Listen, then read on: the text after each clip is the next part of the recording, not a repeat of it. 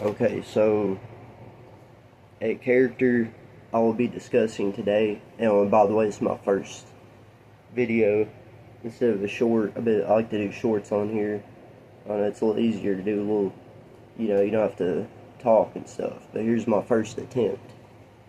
So, this little short kind of story about a character named Cuchulainn from Irish mythology. Alright. So, Cuchulainn is my favorite character from Irish mythology.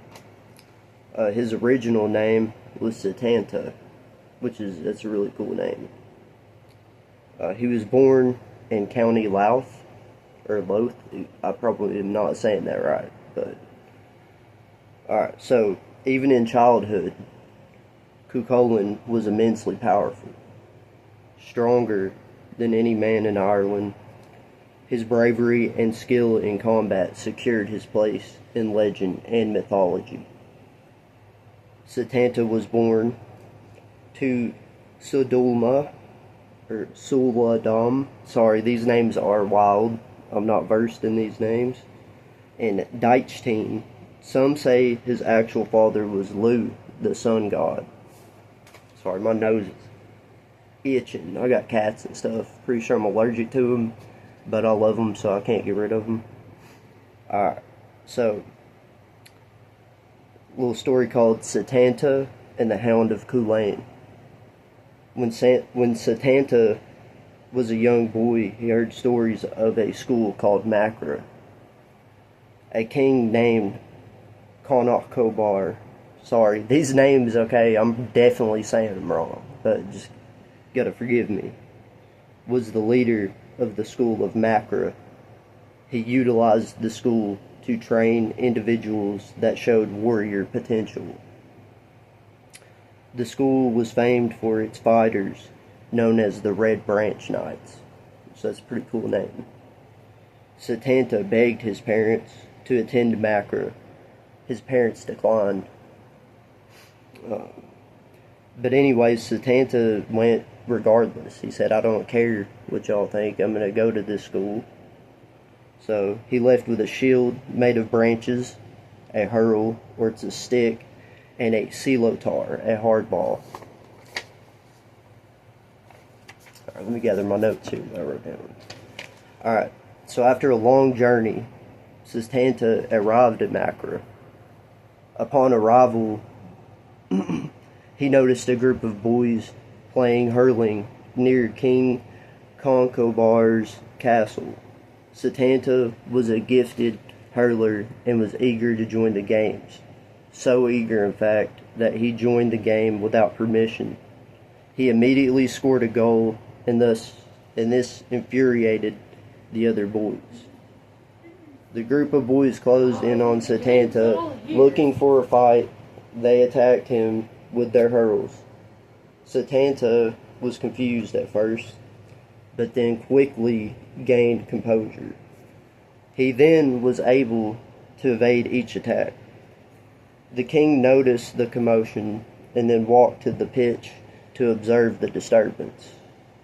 The king looked out to see Setanta, a small boy, surrounded by 30 unconscious attackers.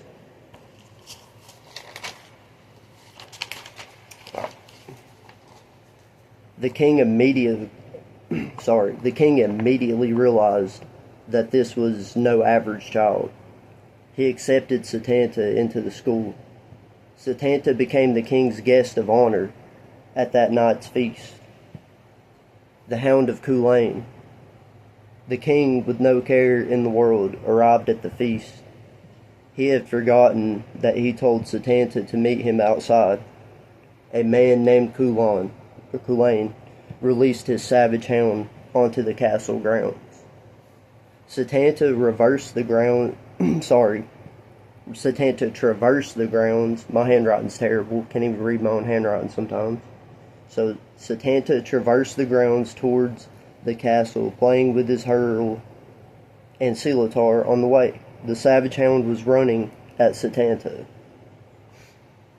Alright, and the king heard growling and realized what was happening.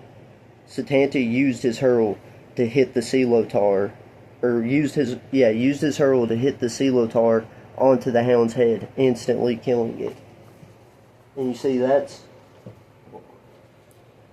where he gets his name, Culann. It means the Hound of Culann. Like, he killed this dude's dog, and since he killed the guy's dog, the king realized that the guard dog, there would need to be a replacement until, another pup could be raised to be a guard dog.